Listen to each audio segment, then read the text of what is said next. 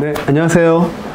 저는 국민대학교 체육대학에서 특수체육을 가르치고 있는 정일우리 교수라고 합니다. 이렇게 만나뵙게 돼서 반갑고요. 개인적으로 저는 이제 몸치과 소지에서 2018년도부터 강사분들을 대상으로 이제 워크숍을 매년 한 번씩은 꼭 와서 이렇게 수업을 했었는데요. 작년에는 좀 아쉽게 코로나 때문에 진행을 좀 못하셨던 것 같고, 올해는 부득이하게 요즘도 굉장히 좀 심하죠. 그래서 올해는 이제 비대면으로 여러분들에게 유튜브로 이제 강의를 하게 됐는데요. 그래도 어떻게 보면 계속 이 어려운 상황에서도 계속 이렇게 좋은 프로그램들을 또 기획해 주시고 또 운영해 주신 몸치과 소리 관계자분들께 사실 굉장히 감사를 드립니다. 제가 2018년도하고 19년도에는 발달장애인들의 어떤 체육에 대한 그런 부분에 사실은 굉장히 많이 포커스를 맞춰서 강의를 이제 진행을 했었는데요. 이제 올해는 아무래도 또 문화예술계에 계시는 강사분들께서 또 많이 참여를 또 하시기 때문에 어떻게 하면은 체육과 어떤 또 이런 문화예술에 대한 또 몸치과 소리에서 진행하고 계신 어떤 사업과 연계를 좀 할 수 있을까라는 고민을 굉장히 많이 해봤는데요. 그 중에서 하나의 어떤 공통점을 좀 찾았어요.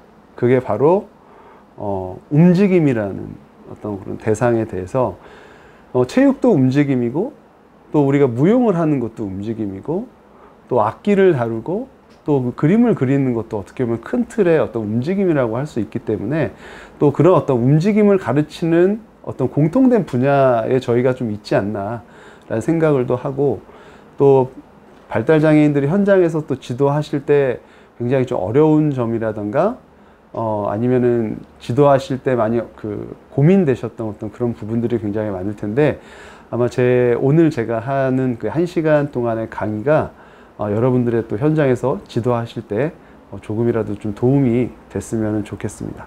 그래서 제 오늘 강의 제목은 발달장애인에게 움직임의 가치란, 이런 어떤 질문 형식의 어떤 제목을 가지고 강의를 시작하도록 하겠습니다. 이제 들어가기 전에 제가 물론 뭐 너무 잘 알고 계시겠지만 제가 좀 스토리를 좀 만들기 위해서 먼저 좀 준비한 그림이 있는데요. 일단 이제 우리나라 장애인 구수를 먼저 좀 살펴볼 필요가 있을 것 같아요. 뭐 너무 많이 들으셨던 내용일 수도 있고, 모든 어떤 특수교육이나 이런 어떤 쪽에서는 워낙 많이 얘기를 해주셨을 텐데, 제일 중요한 거는 이 특수교육이나 이 사회복지 쪽에서는 이 어떤 마인드가 사실 저는 굉장히 중요한 것 같아요. 그러니까 가르치는 어떤 능력이라던가 지식도 사실은 굉장히 중요하지만, 왜 발달장애인들에게 이 어떤 프로그램이 왜 중요하고 어떤 식으로 진행이 돼야 되고, 약간 이런 어떤 철학이 저는 더 중요하다고 생각을 하거든요. 그래서 처음으로 말씀을 드리면, 이건 상식적으로 좀 알아두시면 굉장히 좋을 것 같아요. 255만 명, 약 250만 명 정도로 우리가 그 등록 장애인 수를 우리가 잡고 있는데요. 전체 우리나라 인구수가 5천만 명 정도로 우리가 예상을 했을 때 약 인구의 한 5% 정도가 이제 등록 장애 인구로 이제 볼 수 있습니다. 그래서 6가구나 1가구 정도의 이제 장애인이 딱 이제 보시면 될 것 같고요. 이 5%라는 수준이 또 어떤 나라에 비해서는 조금 적은 수치일 수도 있고 한데, 전 세계적으로 봤을 때는 한 5% 안팎 정도가 등록 장애인 수가 있는 경우가 굉장히 많았던 걸로 조사가 돼서, 우리나라의 경우는 그렇게 많지도 사실 너무 적지도 않은 그런 수준이라고 보시면 될 것 같습니다. 근데 이 그래프가 사실 저는 굉장히 이제 큰 의미를 좀 준다고 생각을 하는데요.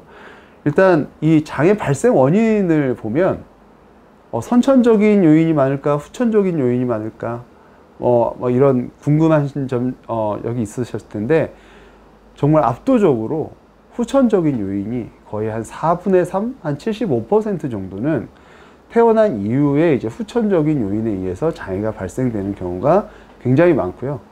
그리고 뭐 출생시나 아니면 선천적인 원인의 어떤 그런 원인에 따라서는 한 15% 정도밖에 안 될 정도로 이 선천적인 원인의 어떤 비율은 사실 굉장히 좀 적다고 할 수 있어요. 그래서 사실 우리가 이제 장애인과 또 그 장애를 가지고 있지 않는 사람들은 우리가 칭할 때는 사실은 이제 장애인, 비장애인이라는 우리가 표현을 우리 보통 주로 쓰는데, 사실 이 그래프를 보면 사실 좀 더 나아가서 장애인과 사실 예비장애인이라는 어떤 그런 저는 용어를 사용하는 것이 더 저는 적절하다고 생각이 들어요.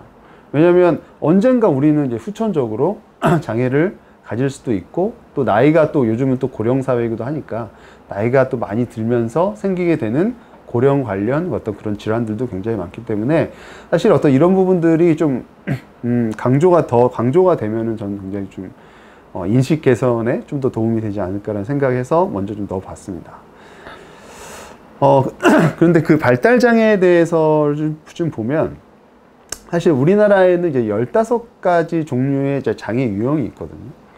이제 지체장애도 있고, 그리고 또 뇌병변 장애도 있고, 시각, 청각, 지적장애도 있고, 뭐 여러 가지 그런 장애들이 있는데, 사실 그 가장 많은 수를 차지하고 있는 것이 이제 지체장애죠. 한 50%가 조금 안 된 것 같아요. 2020년 기준으로 봤을 때 한 47% 정도 됐던 것 같고, 그 다음으로 이제 많은 수가 청각 15%, 그리고 시각 한 10% 정도, 그리고 한 뇌병변 장애가 한 10%에서 한 11% 정도, 그리고 이제 지적장애하고 자폐성 장애, 우리가 이제 오늘 얘기하고자 하는 지적장애하고 자폐성 장애가 합쳐서 약 한 10% 정도로 된다고 보시면 될 것 같습니다.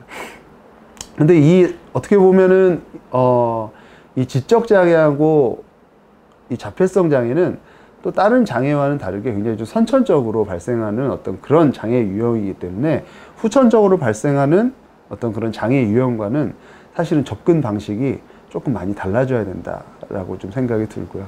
또 의사소통이 되는 부분과 또 되지 않는 부분에 있어서는 또 가르치시는 분들의 어떤 지도자의 접근 방식이 조금 더 준비해야 되는 것들이 좀 많아져야 된다라고 좀 생각을 하는데요. 일단 뭐 간단하게 좀 뭐 말씀을 드리면, 최근에는 DSM-5라고 하는 이 실제로 장애를 진단하는 어떤 정서적 그 장애를 진단하는 최근판에서 봤을 때 보통 이제 7가지의 발달장애로 나누거든요. 그래서 요즘에는 좀 더 폭을 넓혀서 이제 신경 발달장애라고 해서 이제 뉴로 디벨롭먼털 디스오더라고 하는 어떤 이런 부분들을 얘기를 하는데, 사실은 저는 뭐 개인적인 의견이기도 하지만 이 장애라는 용어가 사실 이제 디서빌리티라는 이제 영어도 있고, 또 디스오더라는 어떤 그런 단어도 있거든요.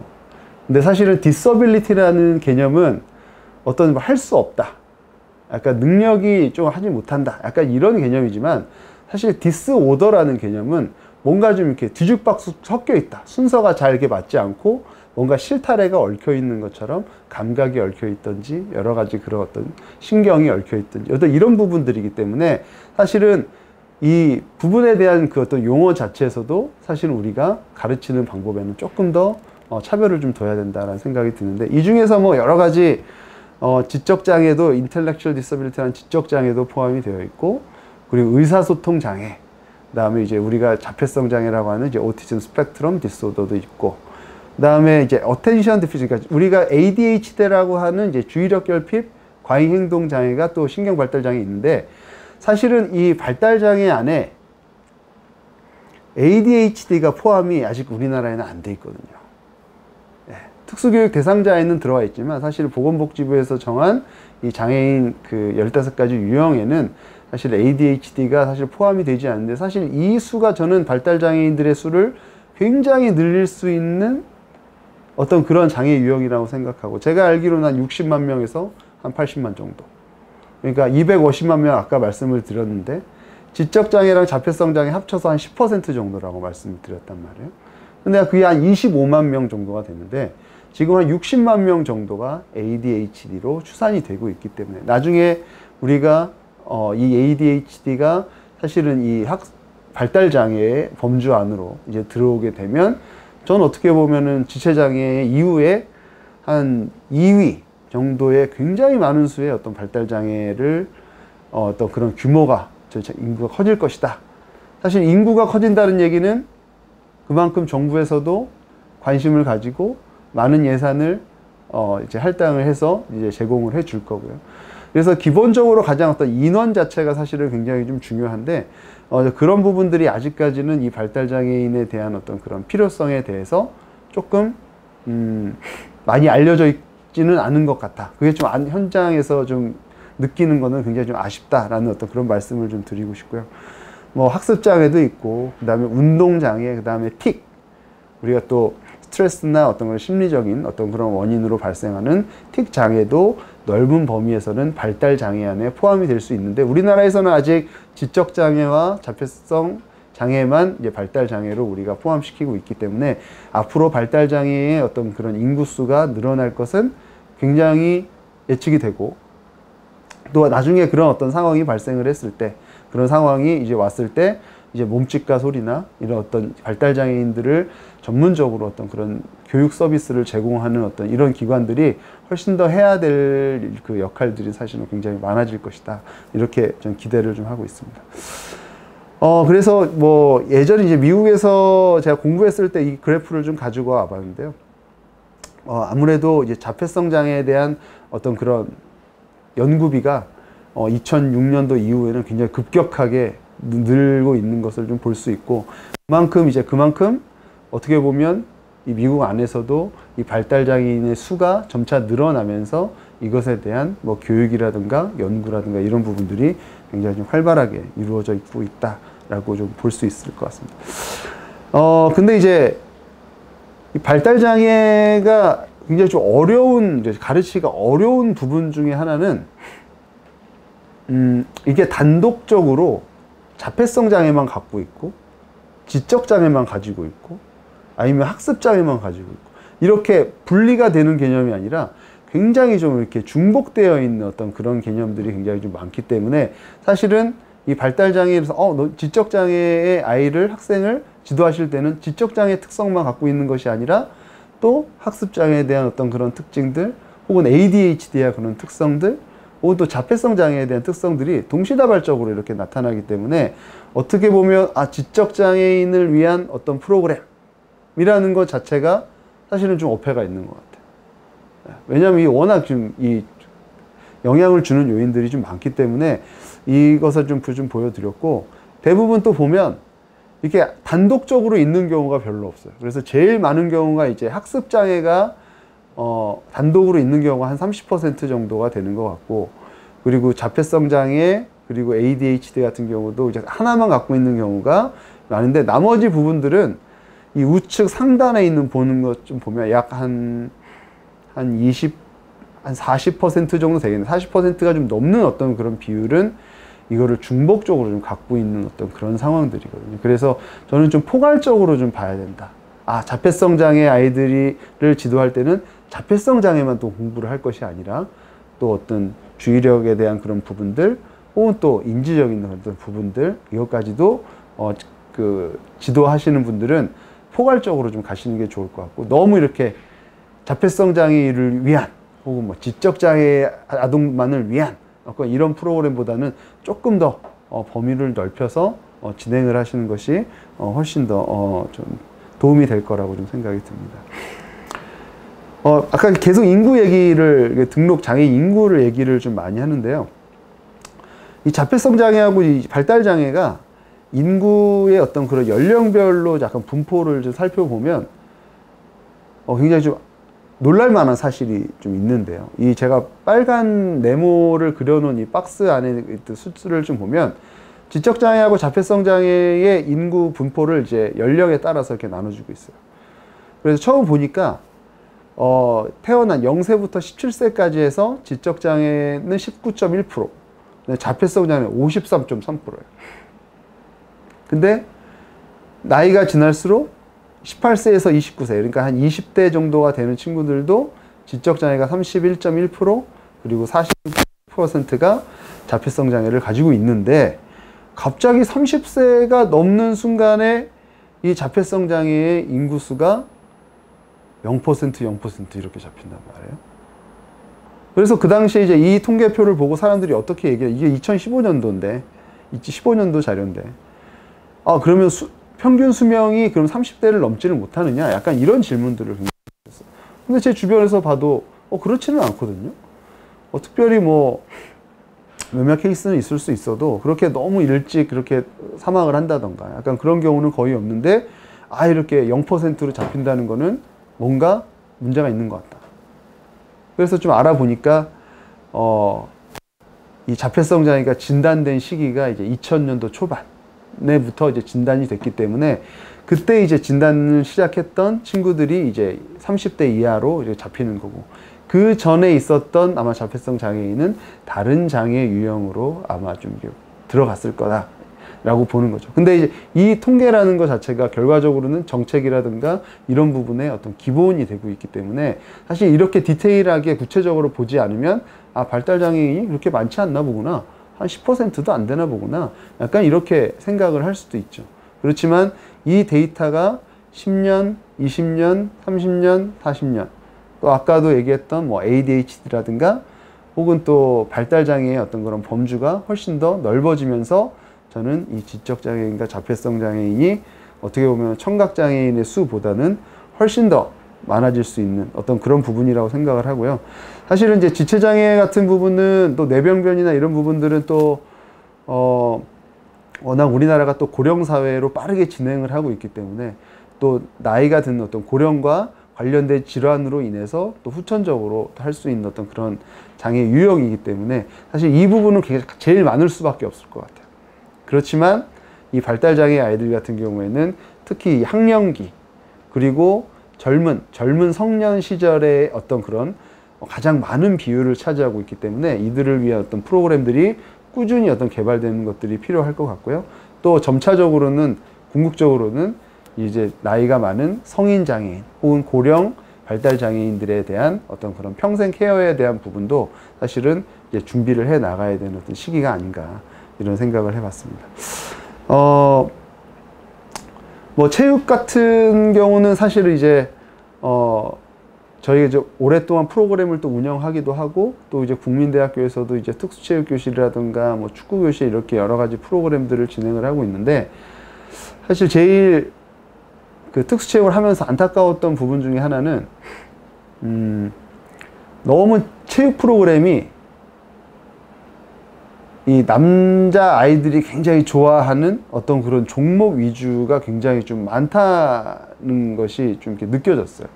그래서 저희 프로그램에서도 여학생보다는 남학생들이 굉장히 한 80% 이상 굉장히 좀 많고, 또 그러다 보니까 저는 가능하면은 또 여학생들이 혹은 여성 장애인들이 또 즐겁게 할 수 있는 어떤 그런 체육 활동도 분명히 있단 말이에요. 저는 이제 그 부분을 사실 이제 무용이라든가 요즘 K-팝이나 여러 아이돌 그룹이었던 그런 춤을 좋아하는 사람도 굉장히 많기 때문에 사실 어떤 이런 체육에 대한 어떤 그런 종목이 꼭 농구, 축구, 배구 이런 것만이 아니다. 뭐 최근에 이제 도쿄올림픽도 이제 끝났고 이제 조만간 또 이제 패럴림픽이 시작하겠지만 이제 한 3년 후죠. 파리올림픽에서는 또 새로운 종목이 하나가 또 들어가게 됩니다. 그 중에 하나가 이 브레이킹이라는 종목인데요. 브레이킹은 말 그대로 이 브레이크 댄스를 얘기를 하는 거죠.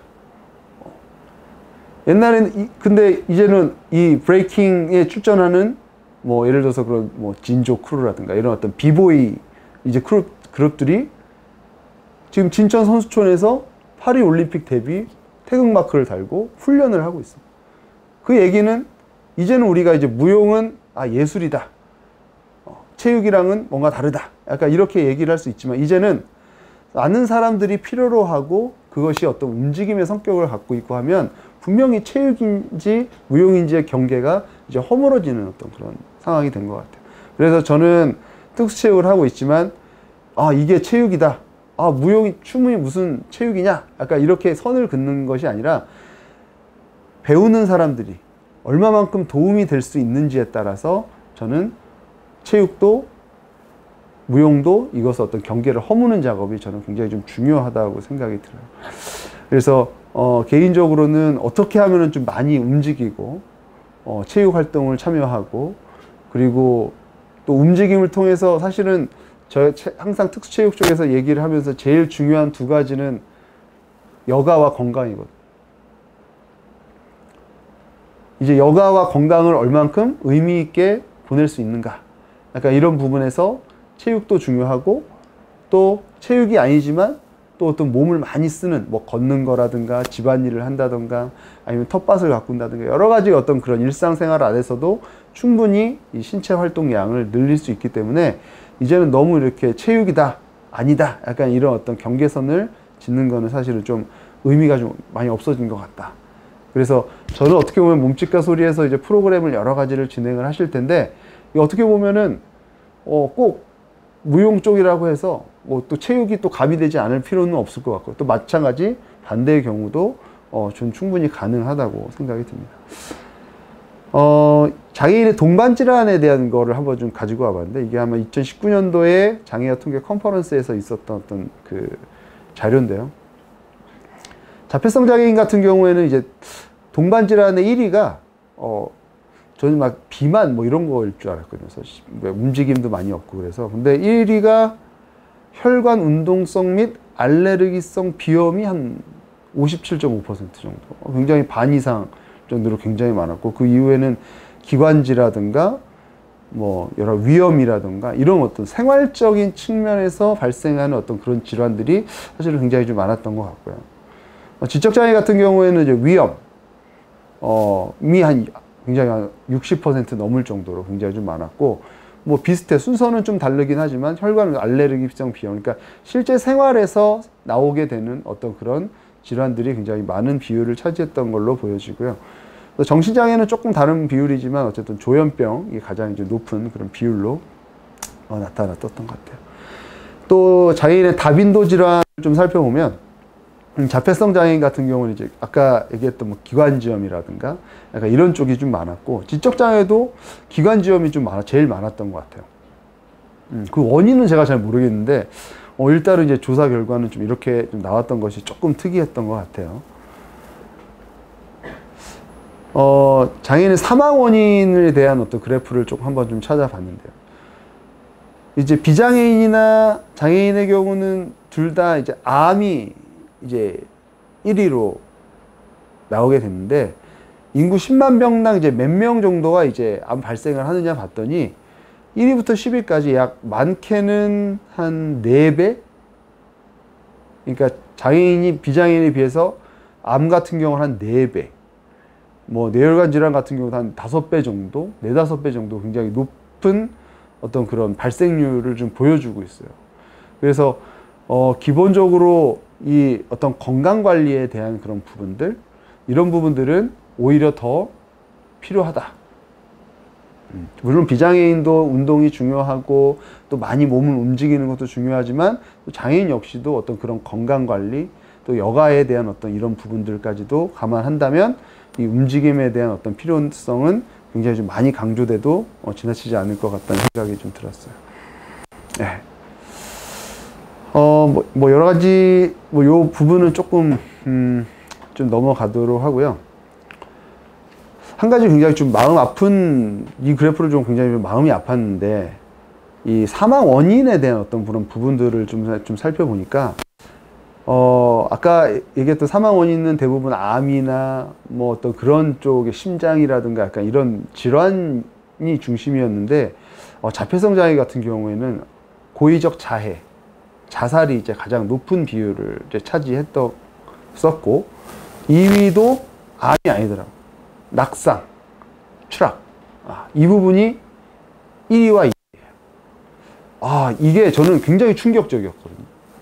그러니까 어떻게 보면 자해나 자살을 시도할 만큼 그만큼 엄청난 스트레스를 받고 있었던 상황에 노출이 됐었고, 또 그런 어떤 스트레스를 다양한 것으로 사실은 이제 풀어야 되잖아요.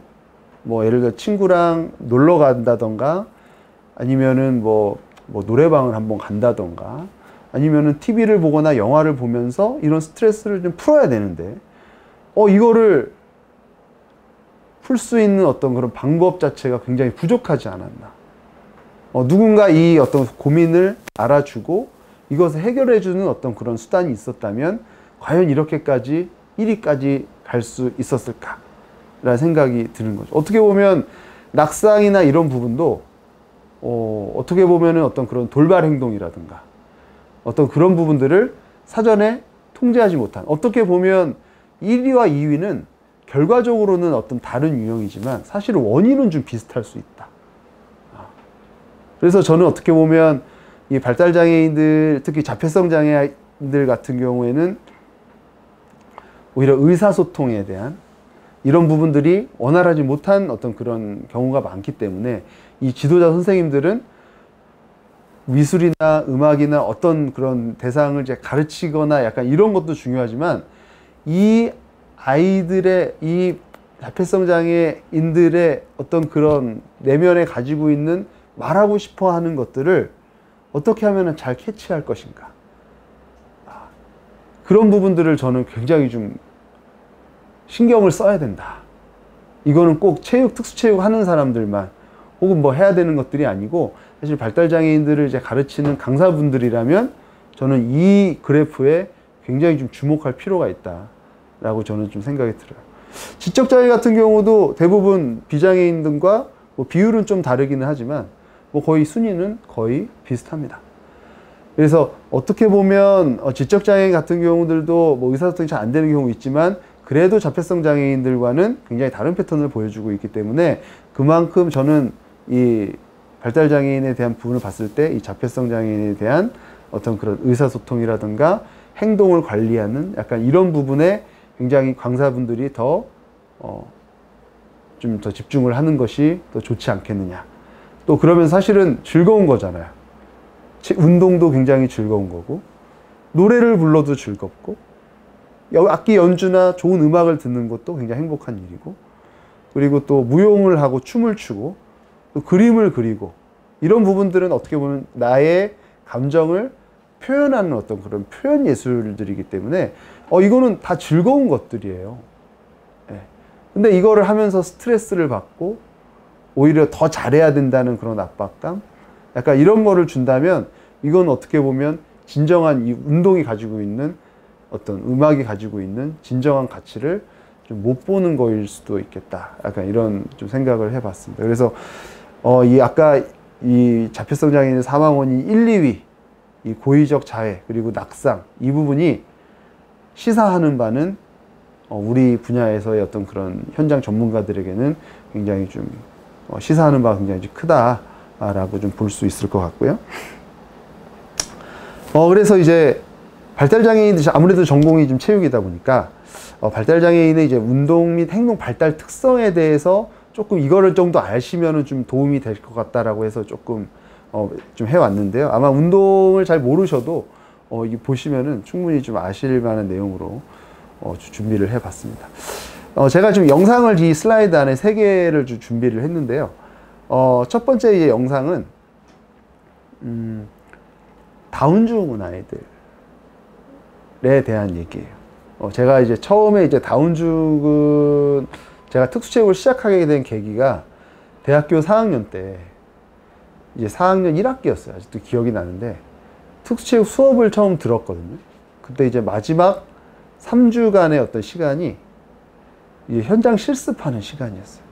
근데 그때 저한테 처음 제가 맡게 된 친구가 다운증후군을 가지고 있는 친구인데 보통 다운증후군은 지적장애로 보통 진단이 되고 지금은 급수가 좀 없어졌지만 보통 한 2급 정도로 그 당시에는 어떤 진단을 이제 받았던 것 같아요.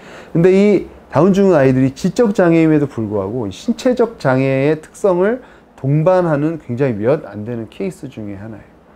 그래서 저는 그 당시에 이제 그 아이를 가르치면서 어떻게 보면 또 석사 과정도 진학을 하게 됐고 또 석사를 마칠 때 논문을 쓰면서 또 다운증후군 아이들의 어떤 감각에 대해서 공부를 하게 됐고 또 박사 과정도 하면서 박사 논문을 또 어떤 다운증후군 아이들의 어떤 신체 활동이라든가 이런 부분으로 또 이제 논문을 썼어요. 그래서 어떻게 보면 처음 계기가 지금까지 저를 있게 만든 어떤 그런 중요한 어떤 계기였던 것 같은데 그때 가장 제가 좀 크게 느꼈던 것 중에 하나는 제 영상을 지금 한번 보여드리도록 하겠습니다. In the neck And then we can bring it all the way up to the upright position. And his head falls forward, and we'll just see if he can bring his head back up. You should be able to do that within 30 seconds. We can. 자, 지금 이제 영상을 좀 보여드렸는데요. 지금 너무 이제 몸에 힘이 없는 거예요, 아이가. 보통 이제 우리가 아이가 태어나면 이제 목을 못 가누잖아요. 그래서 이제 목을 잘 받쳐서 이렇게 안고 이렇게 하는데, 이 목뿐만 아니라 몸통이나 아니면 뭐 팔다리 이런 근육 자체가 너무 힘이 없는 거예요.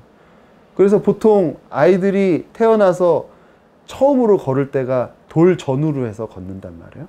빠른 아이들은 뭐 9개월, 10개월에도 걷는 친구들이 있고, 아니면 저희 애들도 둘이 있는데 보통 제 기억에는 한 14개월 정도로 걸었던 것 같은데, 그래서 뭐 돌떡 돌린다 뭐 이런 얘기도 많이 하고 그러는데, 이 다운증후군 아이들은 워낙 근력이 약하니까 한 24개월, 빨리 그냥 18개월에서 24개월 넘어서 걷는 친구들이 많다. 그러면 이제 비장의 아이들 같은 경우에는 12개월 정도에 걷기 시작하는데, 이 어떤 걷는 것이 거의 1년 혹은 1년 반 정도 늦어지면서 이 경험하게 되는 어떤 양은 굉장히 달라질 수 있다. 또 하나 영상을 좀 보여드리면, 쌍둥이에요. 네, 쌍둥이인데 한 명은 다운증후군을 가지고 있고 한 명은 다운증후군을 가지고 있지 않은 아이입니다. 한번 제가 좀 보여드릴 테니까 한번 보시고 어느 쪽이 이 다운증후군을 가지고 있는지 한번 보시면 좋을 것 같습니다. It's gonna do about a minute. Aaron. Aaron.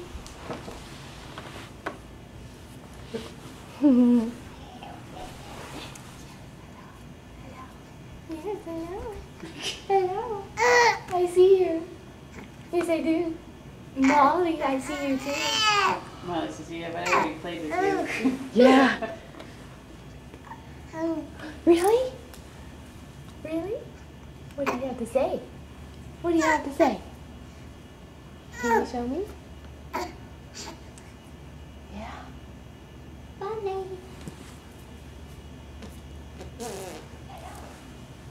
Hello, darling. Yeah? Molly, what are you looking at? Oh! Molly, what are you looking at? What do you got to say? What are you saying? Air? Are you seeing your sisters? Sister and brother? Molly. Molly! Aaron, I see you. Yeah. Yeah. Yes, you're just such a kicker. Are you a kicker? You got something to say, don't you? Don't you? Yeah, you do. Molly, where's Aaron? Get her hand. Oh, there they go. Aaron just realized Molly was there. Molly, where's Aaron? No, you're fine. Just a couple more seconds and we'll be done.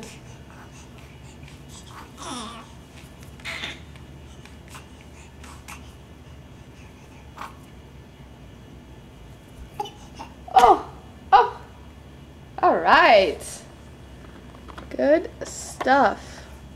자, 지금 뭐 다 안 봐도 아마 아실 것 같은데, 지금 영상을 보는 왼쪽에 있는 아이, 그러니까 자꾸 주변에 소리, 이름을 부르는 거를 보고 듣고, 그리고 막 팔로 뭘 뻗어서 잡으려고 하고 발을 차고, 약간 이런 활동들이 사실은 굉장히 중요한 부분들이고, 이 감각을 조직화하는 데 있어서 굉장히 좀 중요한 역할을 하는 경우인데, 이 오른쪽에 있는, 저희가 화면에 보고 있는 오른쪽 아이는 불러도 잘 대답을 하지 않고, 그리고 뭔가 이렇게 요구하거나 팔을 뻗거나 약간 이런 동작이 없기 때문에 이 아이를 얌전하다고 생각을 해버리면 안 되죠. 네. 아이는 사실 저희 뭐 아이도 둘째 애 같은 경우는 남자아이인데 굉장히 좀 이렇게 액티브하고 막 이렇게 해서 좀 가만 좀 있어라 얘기해도 사실 그렇지는 못하죠. 사실 근데 아이들은 가만히 있는 경우가 오히려 더 안 좋은 경우죠. 자꾸 움직이고 뭔가 경험을 하고 자꾸 뛰고 약간 이런 경우를 해야 되는데, 사실은 이제 저는 개인적으로 한 3살에서 한 7살 그 정도가 이 신체 활동의 어떤 골든 타임이다. 신체 활동이 가장 많이 성장하는 그런 시기이기 때문에 그 시기를 놓치면 이 운동 발달이 굉장히 더뎌지는 것을 많이 좀 볼 수가 있었어요. 또 하나 영상을 좀 보여드릴 텐데, 이 영상은 아까 근육이 제가 약하다고 지금 말씀을 드렸는데, 근육과 인대는 좀 연결이 돼 있어 가지고요, 근육도 약하면요 인대도 굉장히 약해요. 그래서 보통 우리가 이제 다리를 옆으로 이렇게 스트레칭 같은 거 할 때 좀 한 90도 정도로 이렇게 딱 벌리면 굉장히 아프단 말이에요. 막 일자로 탁 찢으면 너무나 이렇게 굉장히 아픈 그런 상황인데, 이 아픈 이유는 이 인대가 튼튼하기 때문에 그 정도 뭔가 이렇게 넓게 벌어지면 고통을 주면서 이거를 그만해라 라는 어떤 신호를 주는 거거든요. 근데 이 다운 증후군 아이의 이 영상을 보시면 다리가 180도, 200도, 210도가 벌어져도 아프다는 얘기를 하지 않죠. 이거를 보고 정말 무용의 타고난 신체 조건을 가지고 있구나. 그러니까 이렇게 생각하시면 고통을 느끼지 못하는 순간에 고관절이 빠지거나 어깨 관절이 빠지거나 이런 상황이 발생할 수 있어요. 그래서 어떻게 보면 이 아이가 현실적으로 유연할 수는 있지만 이런 어떤 특성들을 잘 알지 못하고 만약에 하게 됐을 때는 예기치 않은 어떤 큰 사고가 발생할 수도 있다는 어떤 그런 측면인데, 이 영상도 한번 좀 보도록 하겠습니다.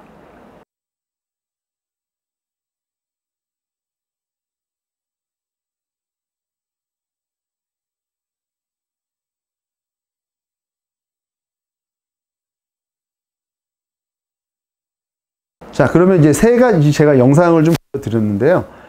이 부분은 나중에 좀 전반적으로 또 한번 좀 보여드리도록 하고요. 제가 오늘 사실은 좀 얘기하고 싶은 부분이 사실 이 부분이에요. 이게 특히 자폐성 장애 쪽으로 약간 좀 포커스를 맞추는 것 같긴 한데, 이제 어디 쇼핑몰이나 약간 마트나 이런 데를 가면 사람들이 굉장히 많잖아요. 그때 가면 이제 그 쇼핑몰 안에서도 귀를 막고 이렇게 소리를 지르고 막 이렇게 뛰어다니고 하는 이제 그런 경우를 많이 보셨을 수도 있어요. 특히 자폐성 장애 아이들 같은 경우에는 그런 경우가 심한데, 사실은 저희가 여기서 오늘 1시간 동안 강의를 이렇게 하는데 여러 가지 얘기를 많이 했지만, 사실 이거 하나만 기억해 주셔도 저는 오늘 강의하는 거에 굉장히 저는 보람을 느낄 것 같아요. 그게 뭐냐면, 모든 아이들의 행동에는 원인이 있다. 네, 모든 아이들의 행동에는 원인이 있다. 그 원인을 알기 전까지는 잘했다, 못했다 평가를 하는 것은 굉장히 위험할 수 있다. 아까 이 말을 저는 이때까지 공부하면서 아직까지도 계속 현장에서 이 말을 굉장히 좀 명심하고 있는 그런 부분인데, 이 아이가 하는 행동은 단순히 다른 사람들을 감정을 건드리거나 방해하기 위해서 하는 것이 아니라 정말 나의 어떤 그런 생존을 위해서 하는 어떤 그런 절박한 어떤 몸짓일 수 있어요. 제가 어떤 적이 있었냐면, 아까 다운 증후군 아이 얘기를 한번 했는데, 등산을 한번 갔어요. 등산을 갔는데 올라갈 땐 잘 올라갔거든요. 근데 내려올 때 계단 앞에서 그 산 같은데 이제 계단이 이렇게 만들어져 있잖아요. 근데 그렇게 가파른 계단이 아니었어요. 내려오면 되는데 정말 막 벌벌벌 막 떠는 거예요. 겁을 먹어서 못 내려가겠대요. 근데 저희가 다 어떻게 얘기했냐면, 꾀부린다고 생각했어요. 요령 핀다고. 힘드니까 안 내려가겠다고 요령 핀다고 생각하고 몇몇 선생님들은 막 꾸짖기도 하고 그랬단 말이에요. 근데 뭔가 이상해. 근데 나중에 부모님한테 한번 시력 검사를 한번 나중에 받을 수 있으면 한번 해봤으면 좋겠다. 그렇게 했더니 이 친구가 실제 시각 굴절률이 굉장히 다른 아이들보다 굴절률이 컸던 거죠. 그래서 그 계단이 이 친구한테는 절벽처럼 보였던 거예요. 낭떠러지처럼 보이는 거예요. 낭떠러지 앞에서 내려가라고 하는데 그 무서워하는 애를 요령 핀다고 막 혼냈으니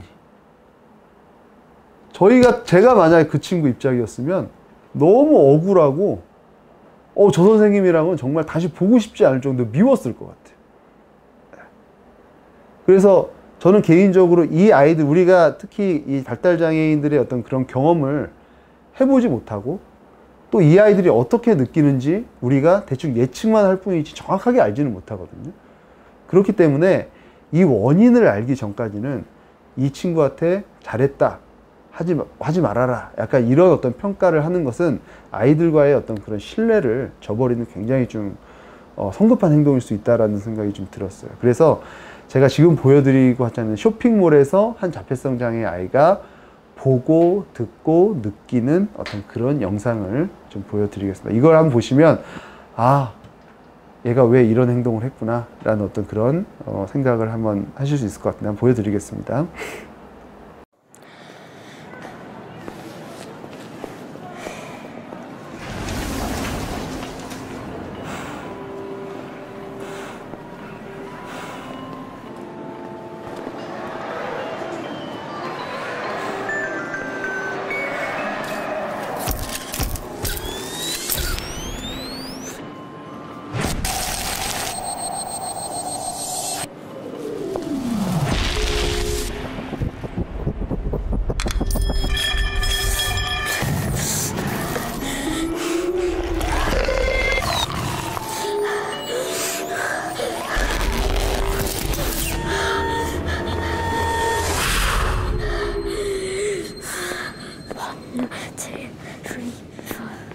Six, seven, eight, nine. Take my hand.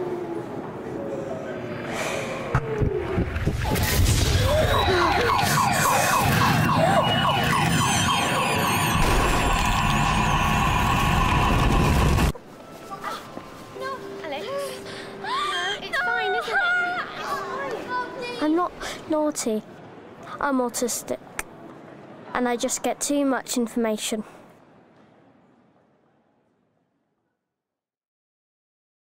자, 지금 이제 영상을 이제 보여드렸는데요. 이 영상에서 마지막 이제 하는 영어로 이제 얘기를 했지만, 나는 건방지거나 한 게 아니에요. 나는 자폐를 가지고 있고, 나는 다만 너무 많은 정보를 갖고 있어요. 그런 거죠. 근데 제가 지금 강의를 하고 여러분들이 지금 유튜브를 이제 보고 계실 텐데, 제가 이제 얘기를 하다 보면 아무래도 제 모습이나 어떤 그런 어떤 시각적이나 청각적인 부분에 대해서 집중을 하실 텐데, 이 감각의 조직화가 안 되어 있는 경우는 이 모든 감각이 예를 들어 옷에서 느껴지는 느낌, 아니면은 지금처럼 이렇게 손으로 만지는 촉각에 느끼는 느낌, 그 다음에 청각에 대한 어떤 소리, 그 다음에 불빛으로 보여지는 느낌, 이것이 걸러지지 않고 동시다발적으로 들어오는 경우가 있을 수 있다는 거예요. 이때 귀를 막아요. 왜? 소리가 좀 덜 들어올까 봐. 아니면은 소리를 이렇게 소리를 질러. 오지 말라고. 나름대로는 오지 말라는 표현을 얘기하는 거죠. 또 어떤 친구는 귀를 막고 어디로 뛰어가. 어디 운동을 하려고 뛰어가는 게 아니고, 이 소리를 안 듣는 곳으로 피하기 위해서, 쫓아오지 못하는 곳으로 피하기 위해서 도망을 한다는 거죠. 그러면 이 행동을 못하게 할 수 있을 것인가, 과연? 이거는 굉장히 큰 싸움이 될 수 있죠. 이 친구한테는 이것이 지금 굉장히 견디기 힘든 그런 상황이기 때문에, 만약 그렇게 되면 조금 더 조용한 곳으로 가든가, 아니면 사람 자체가 너무 많은 곳을 좀, 과연 시끄럽거나 안 시끄러운 걸 떠나서 사람이 굉장히 웅성웅성한 소리를 굉장히 좀 못 견뎌하는 친구들도 있기 때문에, 그런 경우는 조금 조용한 곳에서, 혹은 헤드셋을 좀 끼고, 요즘 헤드폰도 굉장히 좀 많으니까 어떤 좋아하는 음악을 좀 들으면서 운동을 하는 것도 하나의 어떤 방법이 될 수가 있는 거죠. 그래서 저는 어떻게 보면 이 강사 선생님들은 한 가지가 안 되면 두 번째 방법, 세 번째 방법, 네 번째 방법, 이런 식으로 굉장히 다양하게 어떤 그런 시도를 해보는 어떤 그런 생각의 유연성이 좀 필요할 것 같아요. 내가 갖고 있는 방법이 통하지 않는다고 해서 나 얘 못 가르치겠다. 얘랑은 나랑은 안 맞아. 이렇게 생각하시면요, 이 친구는 평생 이런 어떤 좋은 교육 서비스를 못 받을 가능성이 큽니다. 정말 힘들어도요. 저도 뭐 10년 넘게 계속 이 분야에서 운동을 가르치고 이러고 있지만 뭔가 풀리지 않는 그런 부분들을 발견하고 이 친구가 뭔가 좀 적응하고 또 뭔가 배우려고 하고 적극적인 모습을 보여주는 모습을 보면서 계속 지금까지 왔던 것 같아요. 만약에 제가 쉽게 포기했다면 아마 그런 기쁨은 더 느끼지 못했을 거고 이 분야에서 계속 있기는 어렵겠죠. 그래서 저는 개인적으로 아까 말씀드린 모든 아이들의 행동에는 원인이 있다. 그 원인을 알기 전까지는 그 행동에 대해서 잘했다, 잘못했다를 먼저 판단을 안 하셨으면 좋겠다. 그러니까 이런 얘기를 꼭 한번 좀 드리려고 좀 사실은 준비를 했고요. 그래서 여기 그 왼쪽 좌측 상단에 보면 이제 여러 가지 감각들에 대한 내용이 있는데 시각도 있고 청각도 있고 촉각도 있고 그다음에 전정계가 있고 이제 고유수용 감각계가 있고 하는데 이 시각, 청각, 촉각은 1차적인 감각이거든요. 1차적인 감각이기 때문에 사실은 여기에서 뭔가 문제가 발생을 하거나 뭔가 좀 이렇게 잘못된 정보가 들어오면 그때부터 이 밸런스라든가 어떤 그런 어떤 협응이라든가 동작이 세밀해지는 기관들이 작동을 하기 시작을 해요. 그래서 이 어떻게 보면 이제 무용도 가르치셔 보셨을 거고 그림이라든가 어떤 악기를 연주하는 거라든가 사실 이런 부분들이 이 주어진 감각을 정확한 타이밍에 이렇게 표현을 해줘야 되잖아요. 노래를 부르는 거라든가 음을 듣고 그 정확한 음에 맞춰서 노래를 부른다든가 연주를 한다든가 아니면 세밀하게 색칠을 한다든가 약간 이런 부분인데 결과적으로 이 부분이 협응에 대한 부분이거든요. 이 코디네이션에 대한 부분인데 이 부분은 워낙 신체 활동 경험이 부족한 친구일수록 세밀하지가 않아요. 저희들도 제일 어려운 게 협응을 많이 요구하는 동작을 가진 종목. 예를 들면 자전거, 줄넘기, 수영 영법, 그러니까 손발이 같이 움직이는 어떤 그런 것들을 가르칠 때가 가장 어렵거든요.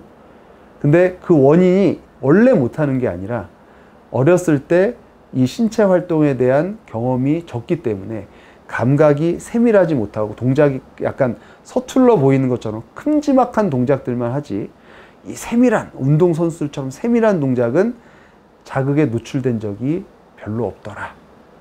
그래서 이걸 어떻게 향상을 시켜야 될지 고민을 되게 많이 해봤거든요.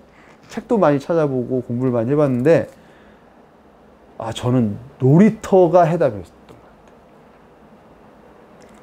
놀이터가 보면요. 뭐 있죠? 그네가 있죠. 그 다음에 시소도 있고 미끄럼틀도 있고 근데 우리 몸에는 이렇게 물잔에 물이 가득 차 있기 때문에 약간 걷거나 뛰거나 하면 이 안에 있는 이 컵에 있는 물이 넘쳐나면서 우리가 움직이고 있구나라는 거를 이렇게 대뇌에 전달을 하거든요. 근데 이 뛰는 어떤 동작이 크면 클수록 훨씬 더 많은 물을 쏟게 되고 대뇌에서는 눈을 감아도 우리가 어떻게 움직이는지를 알 수가 있어요. 근데 우리 장애 아이들 같은 경우에는 이런 경험 자체가 굉장히 좀 부족해요. 그러다 보니까 동작이 세밀해질 기회가 굉장히 부족했던 거죠. 그래서 여기서 제가 어떤 말씀을 드리고 싶은데 아까 첫 번째 제가 뭐라고 했죠? 모든 행동에는 원인이 있다. 두 번째, 머리를 흔드는 활동에 가능하면 많이 참가를 시켜라. 약간 이 얘기를 좀 드리고 싶어요. 왜냐하면 그게 동작이 세밀해질 수 있는 굉장히 좋은 방법이거든요.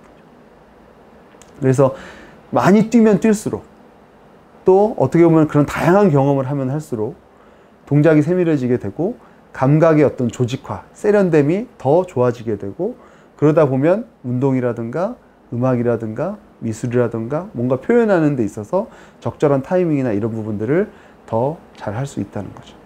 네, 그래서 저는 가능하면 이 머리를 흔드는 활동, 뭐 어렵게 생각하실 필요는 없을 것 같고요.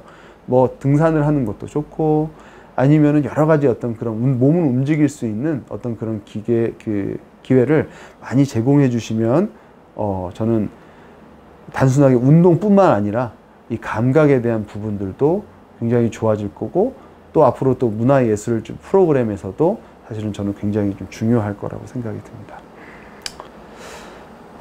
그래서 뭐 여러 가지 거의 이제 마지막으로 지금 이제 가고 있는데요.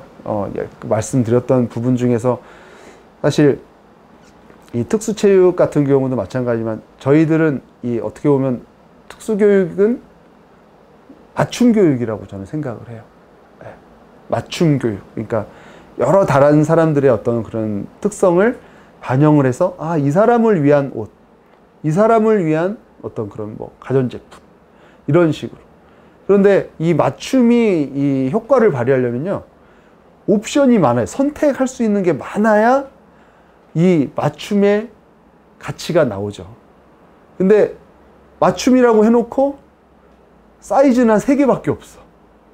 그것도 맞춤이건 맞춤이죠. 그렇지만은 세밀한 맞춤은 될 수 없고 맞춤의 가치가 좀 줄어들 수 있어요. 그래서 강사 선생님들이 내가 축구를 좋아하니까 넌 축구만 해야 돼.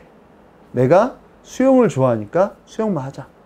내가 춤추는 걸 좋아하니까 춤추자. 이게 아니라 이 친구가 춤에 대해서 흥미가 좀 없으면 다른 것도 시도해 볼 수 있고, 또 피아노나 어떤 악기 연주하는 게 좀 안 되면 뭐 노래를 불러보는 걸 수도 있고, 이 친구가 가지고 있는 특성에서 가장 좋아하는 부분들, 왜냐하면 성공 경험이 없기 때문에 새로운 걸 싫어한단 말이에요. 잘하는 친구는요, 하지 말라고 해도 나가서 합니다. 근데 계속 혼나고 뭔가 안 되고 이런 것들은 아이들도 알아요. 뭔가 새로운 거는 뭐다? 하기 힘든 것, 어려운 것으로 생각을 하기 때문에 이 성공 경험이 없는 친구들은 가능하면 자기가 원하는 것, 선생님이 원하는 게 아니라 자기가 원하는 것, 그리고 내가 이거를 A를 준비했지만 아이가 이거를 싫어하거나 하지 않으면은 B, C, D로 어떤 선택을 해서 옵션을 줄 수 있는 그런 어떤 다양한 선택지를 가진 강사 선생님이 되셨으면 저는 좀 좋을 것 같고요. 그런 어떤 이해가 아까도 말씀드렸던 것처럼 모든 행동에 원인이 있다, 이 말씀을 드렸는데, 이거를 먼저 생각을 하시면 이 아이들과 선생님 간의 어떤 그런 신뢰감이라든가 이런 부분들이 저는 굉장히 커질 수 있다고 저는 생각이 들어요. 그래서 이제 마지막 슬라이드입니다. 그래서 정리를 해보면 아까 말씀드렸던 것처럼 모든 아이들의 행동에는 원인이 있다. 반드시 기억해 주시면 좋을 것 같고요. 그리고 절대 원인을 알기 전까지는 성급하게 평가하지 않으셨으면 좋겠다. 그리고 스포츠 종목이 아니더라도 아이들의 어떤 머리를 흔드는 활동, 어떻게 보면은 너무 이렇게 천천히 움직이거나 어떤 이렇게 움직이지 않는 것이 아니라 가능하면 많은 신체 활동, 어떤 것도 다 좋을 것 같아요. 많이 경험을 할 수 있을 정도로 감각이 좀 세밀해지고, 그리고 협응이나 손발을 같이 사용할 수 있는 어떤 그런 향상이 좋을 것이다. 그리고 마지막입니다. 사실은 오늘도 직접 뵙고 말씀을 드리면 더 좋겠지만, 사실은 이렇게 비대면으로 할 수 있다는 게 저는 정말 다행이라고 생각을 해요. 안 하는 것보다는요, 꾸준히 가는 것이 중요합니다. 약간 부족하더라도, 특히 발달장애인들은 루틴이 굉장히 좀 중요하기 때문에 중간에 안 해버리면 이 루틴이 깨져버리거나 다시 만들기가 굉장히 어려워요. 그래서 이 루틴을 잡을 수 있으려면 좀 부족하더라도 지속적으로, 너무 잘 가르치는 것도 중요하지만 조금 부족하더라도 꾸준하게 이렇게 진행할 수 있는 어떤 이런 프로그램들을 해주시면 나중에 이 굉장히 의미 있는 시간을 아마 강사 선생님들께서 가지실 수 있지 않을까. 물론 뭐 저보다도 현장 경험이 더 많으신 선생님들도 굉장히 많으실 거라고 생각이 들고, 하지만 제가 느낀 어떤 그런 부분들을 이번 시간 통해서 말씀을 드렸습니다.